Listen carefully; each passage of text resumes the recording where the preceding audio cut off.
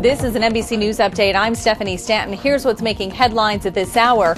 What happened in the Bush White House? Trains collide during rush hour, and a former CSI star headed to rehab. We begin in Washington, where current White House Press Secretary Dana Perino commented on former Secretary Scott McClellan's explosive tell-all book. Perino, who was a former deputy to McClellan, said that Scott is disgruntled about his experience at the White House, and this is not the Scott we knew.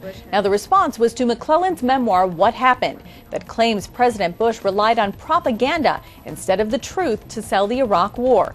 It also says the Bush White House operated in a permanent campaign era. A frightening commute for passengers in a Boston suburb on Wednesday. Two trains collided when one train rear-ended another just as it started to move after stopping at a red signal.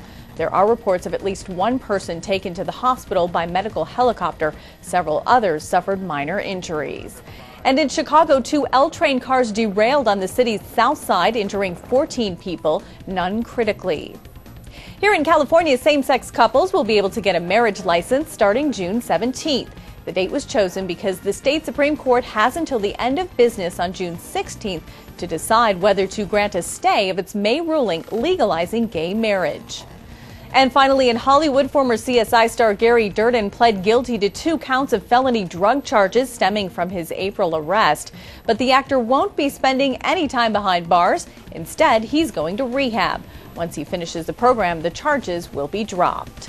And that is the latest from NBC News. You can catch more on Today, anytime on MSNBC, and also right here. I'm Stephanie Stanton, NBC News, Los Angeles.